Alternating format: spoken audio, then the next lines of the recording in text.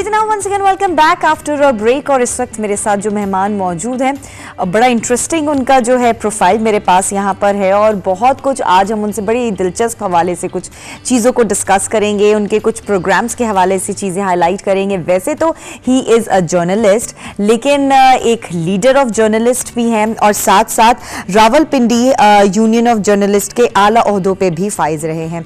तो बहुत अच्छा एक्सपीरियंस रहा जर्नलिज्म के हवाले से, लेकिन उसी के साथ साथ एक बेहतरीन एंकर पर्सन भी हैं और आवाम से रिलेटेड एक प्रोग्राम उनका बड़ा हिट चल रहा है जिसमें वो मुख्तलिफ टॉपिक्स को लेकर सामने आते हैं और मेरे ख्याल से हर एक टॉपिक ऐसा होता है जो मिलियंस में व्यूज़ हमें देता है और हर इंसान उसे पसंद करता है। तो इन टॉपिक्स को किस तरह से वो चूज़ करते हैं, इस प्रोग्राम का ख्याल कैसे उनके दिमाग में आया, आइए तो उन्हीं से इन सारी चीज़ों के बारे में बात करते हैं। हमारे साथ यहाँ पे मौजूद हैं नासिर हाशमी साहब। अस्सलाम वालेकुम जी। वालेकुम अस्सलाम। कैसे हैं आप? अल्हम्दुलिल्लाह, थैंक यू।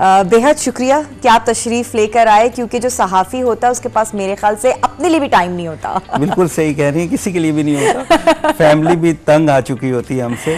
और आपका शुक्रिया कि आपने मुझे इनवाइट किया और मेरे लिए फख्र की बात है। It's our pleasure to have you here. अच्छा नासिर, ये बताइए कि अभी मैंने बात की कि जर्नलिज्म से आपका ताल्लुक़ है और लीडर ऑफ जर्नलिस्ट आप रहे हैं और यूनियन भी आप की उसमें मुश्तरका रही है, लेकिन उसके साथ साथ आप एक एंकर पर्सन भी हैं और एक बड़ा ज़बरदस्त किस्म का आपका जो आपसे एक प्रोग्राम का जो है लिंक हुआ हुआ है, जो आवाम की आवाज़ एक तरह से कह सकते हैं। तो ये दो जो पर्सपेक्टिव्स हैं, ये कैसे साथ लेकर चले आप? हाँ, बहुत शुक्रिया। सबसे पहली बात यह है कि मैं लीडर, आप मुझे कह रही, मैं तो एक आम कारकुन हूँ।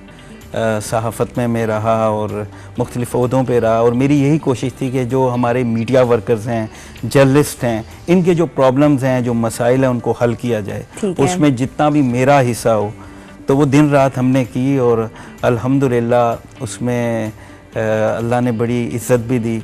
और उसके बाद फिर क्योंकि आवाम हमारे पास आती थी, मुख्तलिफ़ प्रेस कॉन्फ्रेंस होती थी, मैं देखता था कि किसी का बिजली का मीटर नहीं लग रहा। किसी एक खातून मेरे पास आई, 10 साल हो गए उनका बिजली का मीटर नहीं लग रहा। ओए होए। तो मेरे जहन में आया कि यार हम सहाफ़ियों के मसाइल, क्योंकि सहाफ़ी जो है वो सच सामने लाता है, उनकी आवाज़ कोई नहीं बनता, वो हम कोशिश करते हैं, लेकिन इस आम आदमी के लिए भी हमें कुछ करना होगा। तो फिर मैंने प्रोग्राम सोचा पब्लिक की आवाज़, और उसमें जो हमारे चैनल के जो ऑनर्स हैं उन्होंने मुझे इसको वेलकम किया और बड़ी उन्होंने सपोर्ट दी और अल्हम्दुलिल्लाह पब्लिक की आवाज़ अब हर जगह गूंज रही है। बिल्कुल, और बड़ा एक इम्पॉर्टेंट फैसला था इस आवाज़ को माशरे में सामने लेकर आना, क्योंकि पब्लिकली अगर हम उनकी प्रॉब्लम्स के बारे में सोचें, चीज़ों के बारे में हम डिस्कस तो कर लेते हैं, सुन भी लेते हैं, लेकिन एक हद तक जब हमारी लिमिट होती है, हम उस लिमिट से बाहर निकल कर उनकी प्रॉब्लम्स को सॉल्व नहीं कर पाते,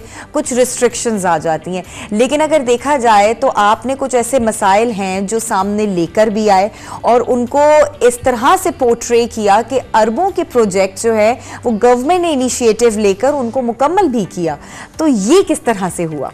अल्हम्दुलिल्लाह ये अल्लाह पाक ने इज़्ज़त दी और अल्लाह पाक ने मदद की कि मेरे प्रोग्राम की बदौलत, और मैं अल्लाह का बड़ा शुक्र अदा करता हूँ कि अरबों रुपए के प्रोजेक्ट जो हैं गवर्नमेंट ने शुरू किए और ये हमारे प्रोग्राम को एजाज़ भी हासिल है। इसकी वजह यह है कि देखें, जब भी हम किसी हलके में शो करते हैं, किसी भी हलके में जाते हैं, जब हम उनके पानी के मसाइल पर बात करते हैं, गैस नहीं आ रही, बिजली नहीं आ रही, वहाँ पे तालीम नहीं है, कोई हॉस्पिटल नहीं है, सही बात, जब ये बुनियादी मसाइल हैं, और बहुत से ऐसे हलके हैं जिनको एक अरसा हो गया बने हुए, लेकिन अभी भी वो उनके पास जो रोज़मर्रा की बुनियादी ज़रूरतें हैं वो नहीं है। तो हमारे प्रोग्राम की जो ख़ास बात है वो ये है कि हम फॉलो अप प्रोग्राम करते हैं। मिसाल, अगर हमसे मुतलका MNA, MPA या मिनिस्टर ने कमिटमेंट की है कि हम पीछे लग जाते हैं 6 माह में जी गैस आ जाएगी, 1 साल में ये हो जाएगा, हाँ। तो हम ठीक उस टाइम के बाद उनके पास पहुंच जाते हैं। मतलब आपने मेक श्योर करवाना होता है कि जब वो कह दिया है हाँ। तो आप वो पूरा करें। बिल्कुल, और एक तो हमें आवाम भी नहीं छोड़ती कि आपके प्रोग्राम में ये बात की थी, आप इनसे जवाब लें, और हमारी भी कोशिश होती है क्योंकि अवाम का ये मसला हल हो, अवाम की ज़िंदगियों में सुकून आए, उन्हें रिलीफ मिले।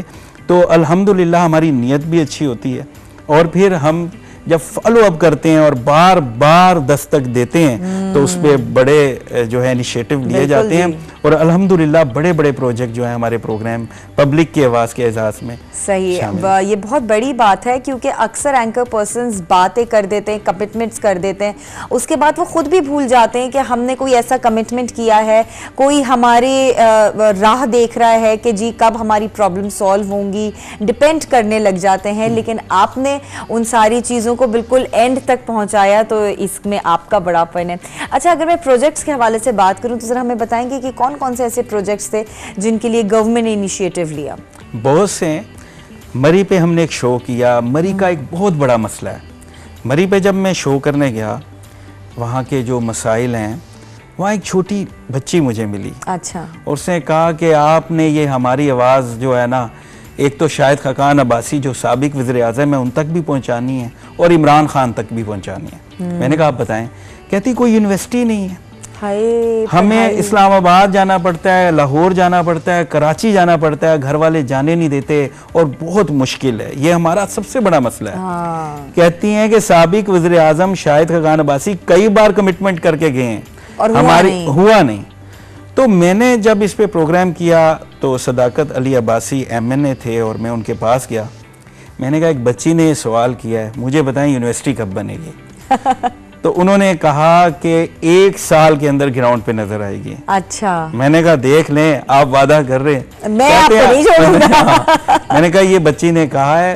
तो कहते हैं आप इस बच्ची की बात रिकॉर्ड कर लें, मेरे प्रोग्राम में लगानी है, उस बच्ची को बता दें कि 1 साल बाद यूनिवर्सिटी ग्राउंड पे होगी। और अल्हम्दुलिल्लाह कि वाकई उनकी बात सच साबित हुई। हमने भी फॉलो अप प्रोग्राम किए। ठीक 1 साल बाद कोहसार यूनिवर्सिटी मरी में बनी।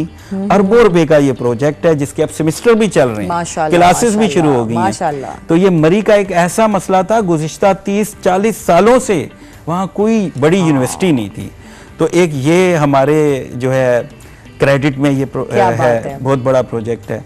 उसके बाद हमने एक टूरिज़म हाईवे जो एक 4 तहसीलों को एक हाईवे मिलाने जा रही है, हमने एक प्रोग्राम किया था पंचपीर रॉक्स पे।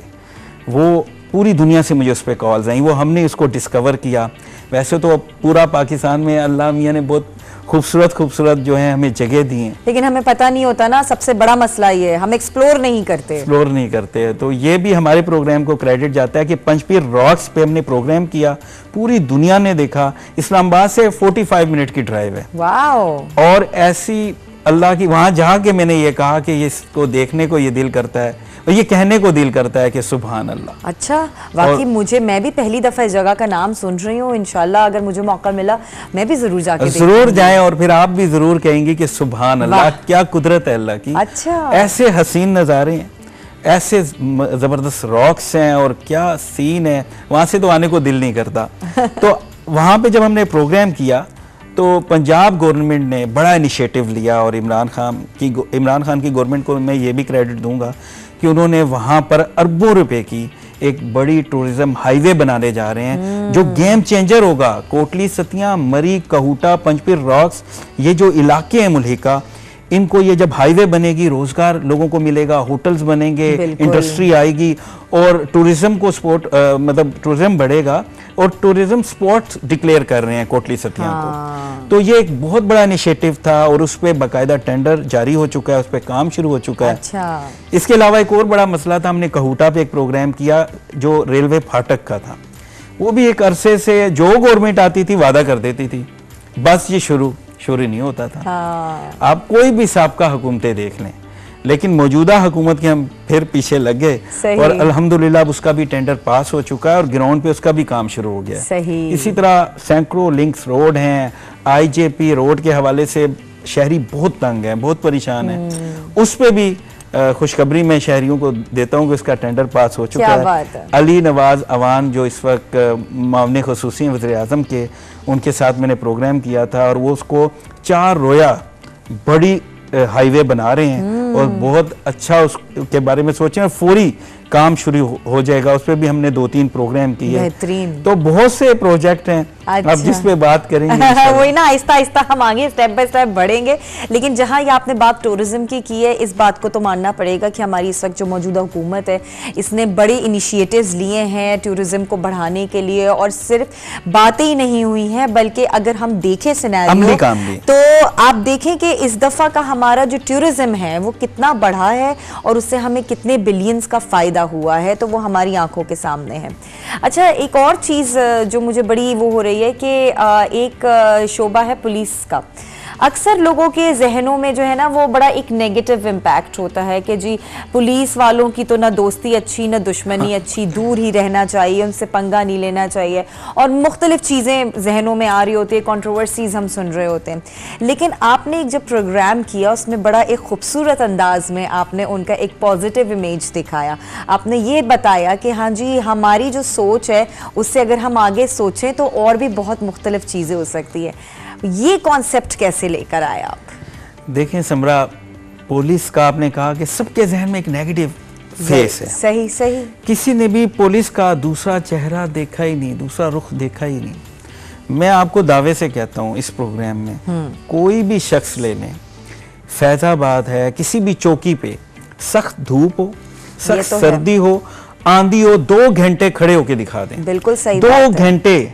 मैं खुद प्रोग्राम की जब रिकॉर्डिंग करने गया तो बहुत ज्यादा ठंड थी, आधा घंटा में वहां नहीं खड़ा हो सका। राइट। वो 18 घंटे खड़े होते हैं। आप ट्रैफिक पुलिस मेंस को आप देख किसी को भी देख लें, आप ये देखें कि आंधी है, कोई सहूलत नहीं है, आप 18 घंटे आप ड्यूटी कर सकते हैं? नहीं, 1 घंटा बंदा नहीं खड़ा हो सकता।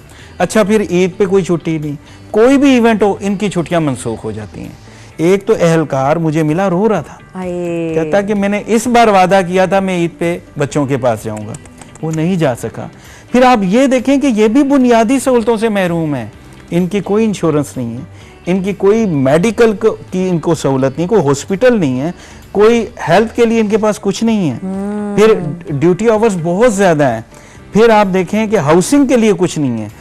फिर एक और बहुत बड़ा मसला है कि प्रमोशंस भी नहीं होती। अगर एसएचओ या सब इंस्पेक्टर एएसआई की हम बात करें, मिड तक प्रमोशंस नहीं है, इससे ऊपर तो स्पीड से हो रही हैं जी। लेकिन निचला जो हमारा ये जो तबका है, पुलिस जो मुख्तलिफ चेक पोस्ट पे आप देखते हैं, आप देखें 18 घंटे या 24 घंटे, कई कई दिन भी खड़े रहते हैं। और जब धरना है या कोई ऐसे, हमारे इस्लामाबाद में तो हर रोज कोई ना कोई प्रोटोकॉल्स हो गए, इवेंट्स हो गए, तो आप कोई ना कोई बड़ा मसला हो रहा होता है, उस वक्त इनको 3 दिन 4 दिन 5 दिन खड़ा होना होता है।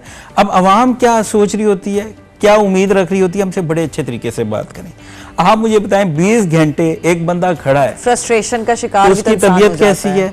एक पुलिस एहलकार मुझे मिला, उसकी दोनों उंगलियां कटी हुई थी, शुगर का वो पेशेंट था, बीपी का वो पेशेंट था, लेकिन 15-15 घंटे उसने ड्यूटी करनी है। आप तो उसका रवैया कैसे अच्छा होगा? यार हमें चाहिए हम उनसे प्यार से बात करें, हम उनको बताएं ये हमारी आइडेंटिटी है, ये हम अपना शनाख्ती कार्ड दें, हम उतर के उससे मिलें, या कम से कम गाड़ी से ना उतरें। वो आप तौहीन समझते हैं अक्सर लोग, मैं सबको बुरा नहीं कह रहा, लेकिन अक्सर लोग कहते हैं कि यार हमें रोका क्यों है? सर गाड़ी से उतरने की बात कर रहे हैं, सिर्फ अगर आप प्यार के सलाम से ही, प्यार से ही बात कर लेंगे, उसका यकीन करें गुस्सा ठंडा हो जाएगा। और हमने ये किया है अक्सर ऐसा कि कभी जैसे पुलिस ने रोक लिया, या आप जैसे चेक पोस्ट क्रॉस कर रहे हैं, वो आपसे पूछ रहे जी कहाँ जाना है, अगर हम भी गुस्से में जवाब देंगे कि भाई तुमने रोका क्यों है, तो वो तो फिर फ्रस्ट्रेशन और उसकी बढ़ेगी कि यार देखो मुझसे कैसे बात कर रहा है। बिल्कुल सही बात है। तो पुलिस को हमने प्यार देना है, वो हमारे लिए खड़े हैं। कितने लोग अपनी जान गंवा देते हैं, सो ट्रू, सो ट्रू, जख्मी हो जाते हैं, फिर उनका कोई पुरसाने हाल नहीं होता। सही। तो ये हमें सोचना है। बिल्कुल आगे चलूंगी। और एक टॉपिक था बड़ा स्ट्रॉन्ग आपने जो जैसे चूज किया मीडिया के ऊपर, क्योंकि ज़ाहिर है आजकल तो सोशल मीडिया का दौर है, इलेक्ट्रॉनिक मीडिया का दौर है, हर कोई अपनी बिल्कुल रिस्ट्रिक्शंस के बालातर आगे जाकर जो है बालातर जाकर बहुत चीज़ों को पोर्ट्रे कर देता है। तो आपने जिस तरह से मीडिया को लोगों के सामने लेकर अपने प्रोग्राम के जरिए आपने उन सारी चीज़ों को दिखाया, वो कैसा रहा सिलसिला? देखें, जो मीडिया पे मेरा प्रोग्राम की सोच थी, उसकी वजह ये थी कि एक तो ये है कि मीडिया, हम लोग पॉजिटिव काम करते हैं और मीडिया हकाइक सामने लाता है अपनी जान पे खेल के। ये एक जहाद है, बड़ा मुश्किल काम है, स्पेशली जब आप क्राइम रिपोर्टिंग कर रहे होते हैं या कोई भी ऐसी तहकीकाती आप खबर देते हैं तो आपको आपकी फैमिली को धमकियां मिलती हैं। बिल्कुल सही। आपने अभी प्रोग्राम से शुरू होने से पहले भी ये बात हो रही थी कि सहाफ़ियों की इंश्योरेंस नहीं है, सहाफ़ियों को कोई पूछने वाला नहीं है। एक ये फेस है कि आप देखें कैमरा भी इंश्योर्ड होता है, गाड़ी भी इंश्योर्ड होती है, उसके शीशे भी इंश्योर्ड होंगे, बिल्डिंग भी इंश्योर्ड होगी, पेन भी इंश्योर्ड होगा, सिर्फ एक सहाफ़ी इंश्योर्ड नहीं होता। ये भी एक अलमिया है। हाँ। तो मैंने इस पे भी प्रोग्राम किया, लेकिन मीडिया रेटिंग पे जो मेरा प्रोग्राम था उसकी वजह ये थी कि हमने बहुत सी जगह इसको सनसनी फैला देना। रेटिंग के चक्कर में आप जो खबर आधी खबर आप दे देते हैं, आपको इतना प्रेशर होता है रेटिंग रेटिंग रेटिंग कि मुझे एक शायरी कहता है कि खबर तो ऐसे ब्रेक होती है जैसे पता नहीं हमला हो गया कोई बाहर से। तो एक मेंटली भी जो घर में बैठा है उसके लिए भी एक एंजाइटी होती है। तो मैंने इस पे प्रोग्राम किया, इस पे मैंने हामिद मीर साहब को लिया, मोहम्मद मालिक साहब को बुलाया, नसीम ज़ारा को, कि हमारा म्यार कहाँ है, हमारा ग्राफ कहाँ जा रहा है, आखिर गलती क्या है, क्या हम रेटिंग और ब्रेकिंग के दौर में हमने म्यार को ख़त्म कर दिया है, क्या हम सहाफ़त का कोई भी खबर देने से पहले उसकी तहकीक नहीं करते, उस पर रिसर्च नहीं करते, उसको पूरी तस्दीक नहीं करते, या बस एक लड़ाई है बस सबसे पहले में। इस चक्कर ने सहाफत को गन चक्कर बना दिया और लोगों के जहन में एक जो इमेज है, और सबसे मैं इस पर एक और बात कहूँ कि नेगेटिव नेगेटिव नेगेटिव। आप सुबह चैनल लगाएं, ये हो गया वो हो गया, उसने इस पे इल्ज़ाम लगा दिया, ये हो गया, मतलब कोई पॉजिटिव भी तो हो रहा होगा, आप पॉजिटिव भी दिखा दें, कोई अच्छी चीज भी दिखा दें। अब आप ये देखें ना कि जो हमारा मीडिया है वो सिर्फ हमारे यहाँ नहीं देखा जाता, बल्कि हमारी जो न्यूज़ चैनल्स होते हैं या जो भी खबर फैलाई जाती है वो ऑल ओवर द ग्लोब फैलती है। अच्छी चीज बताएंगे तो वो अच्छे वे में हमें दुनिया में आपका इमेज जाता है, और बुरी तरीके से शो करेंगे तो बुरा इमेज हमारा ही जाएगा। उसको बड़ा आपने अच्छे तरीके से इनकलकेट किया, दैट्स रियली ग्रेट। अच्छा, एक बड़ा सवाल मेरे जहन में गूंज रहा है, मैं चाहती हूँ कि आप उस चीज़ का हमें जवाब ज़रूर दें। अभी इतने आपका जो सिलसिला हमने इस प्रोग्राम के हवाले से देखा, मोस्ट ऑफ देम जो थे वो संजीदा प्रोग्राम्स थे, मतलब बड़े हार्ट टचिंग टॉपिक्स आपने लिए हुए थे, बड़े इस तरह के क्रिटिकल जो टॉपिक्स थे उनके ऊपर आपने शोज़ किया। उसके बाद आप थोड़ा सा लाइटर नोट पे भी आए, बड़े मज़ाहिया किस्म के भी आपने जो है वो टॉपिक्स चूज़ किए, जिसके अंदर दूसरी बीवी भी शायद आपने, दूसरी शादी तो वो एक ही बार दूसरी बीवी तो ये जो टॉपिक था इसको भी बहुत ज़्यादा वो लोगों ने पसंद किया और बड़े व्यूज़ आपको मिले। तो ये टॉपिक आपने फिर किस तरह से चूज़ किया? देखें, आप सही कह रही हैं कि संजीदा टॉपिक के बाद इस तरह के जब टॉपिक, लेकिन ये भी हमारे माशरे का बड़ा अहम मसला है और ये संजीदा इशू है, दूसरी शादी। देखिए, जब भी मैं जब इस पे प्रोग्राम कर रहा था, किसी भी खातून से मैंने पूछा, नहीं मैं तो इजाज़त नहीं दूंगी, मैं जहर दे दूंगी, इजाज़त नहीं दूंगी। किसी से भी आप बात कर लें, मैं तो मार दूंगी, हो ही नहीं सकता।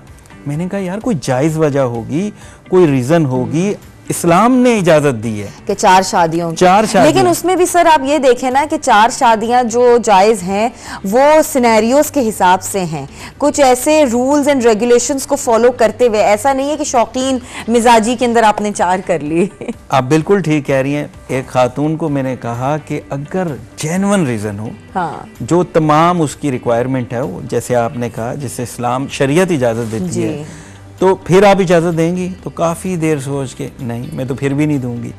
तो एक तो हमारा, क्योंकि देखें दूसरी शादी है तो मज़ाहिया, वो मज़ाहिया हो गया प्रोग्राम, मैंने किया सीरियस नोट। अच्छा, आपने सीरियसली लिया था इस चीज़ को? ये एक सीरियस इशू है, क्योंकि बहुत सी बेवा खातून हैं, बहुत सी लोग ऐसी खातून हैं जो तलाक याफ्ता हो जाती हैं, बहुत सी खातून ऐसी जिनकी शादियाँ नहीं हो रही। एक जहेज़ भी हमारे मुल्क में एक लानत है। आप देखें कि और फिर औलाद का इशू है, बहुत से जेन्युइन रीज़न है। हम आखिर लोग छुप के कर लेते हैं, गुनाह कर लेते हैं। यार आप क्यों नहीं लोगों को आसानियाँ क्यों नहीं पैदा करते? जेन्युइन अगर रीज़न है, शरीयत इजाज़त देती है, तो आप भी दिल बड़ा करें।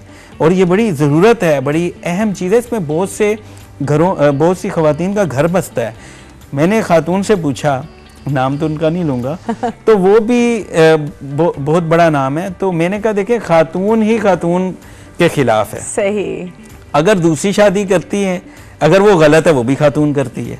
हाँ। और अगर एक खातून बेवा है या तलाक याफ्ता है या किसी वजह से उसकी शादी नहीं हो रही या कोई भी प्रॉब्लम है या कोई मर्द है उसकी औलाद नहीं हो रही या कोई भी रीज़न है, तो आप किसी और का घर बसा सकते हैं। बहुत सी ऐसी फैमिलीज मुझे मिली, 4-4, 3-3 बीवियां और बड़े खुश रह रहे हैं। हाँ, आजकल तो मैंने 2-3 लोगों से मेरी मुलाकात हुई तो वो तो इकट्ठे साथ रह रहे हैं।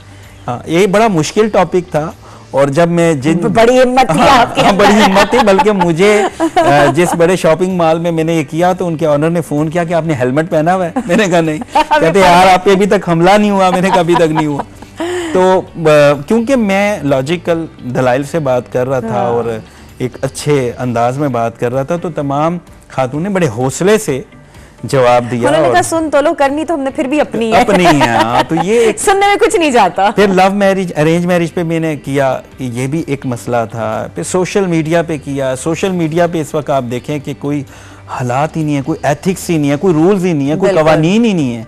आप किसी की भी पगड़ी उछाल दें, किसी भी की तज़हीक कर दें, किसी को गाली दे दें, किसी की वीडियो वायरल कर दें, आप नहीं सोचेंगे कि वो लड़का या लड़की उसकी पूरी जिंदगी खराब हो जाएगी। आप कुछ नहीं सोचते, बस शेयर करने को सवाब समझते हैं।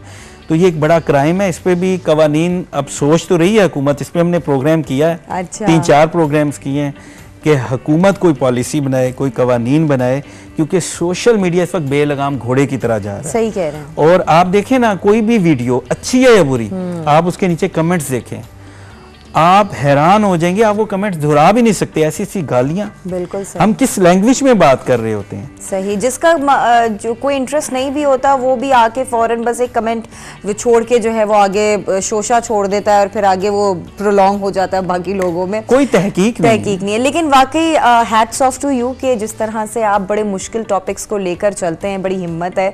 और वही वाली बात कि आप आगे का भी नहीं सोचते कि मेरे साथ क्या हो सकता है, कोई मेरे खिलाफ हो सकता है या मेरे पे थ्रेट्स आ सकती हैं, जैसे अभी आप बात भी कर रहे थे। लेकिन उसके बावजूद आप हिम्मत पकड़ के इन सारी चीज़ों को करते हैं, तो उसके लिए best of luck in your future. और जिस तरह से आप मीडिया में सोशल मीडिया पे और अपने इस प्रोग्राम के जरिए धूम मचा रहे हैं और मिलियंस में व्यूज हैं, इंशाल्लाह ये मजीद बढ़ते चले जाएं इंशाल्लाह। तो बहुत शुक्रिया Nasir Sahab, thank you so much for coming here. आपका भी बहुत शुक्रिया जी, it's our pleasure to have you here.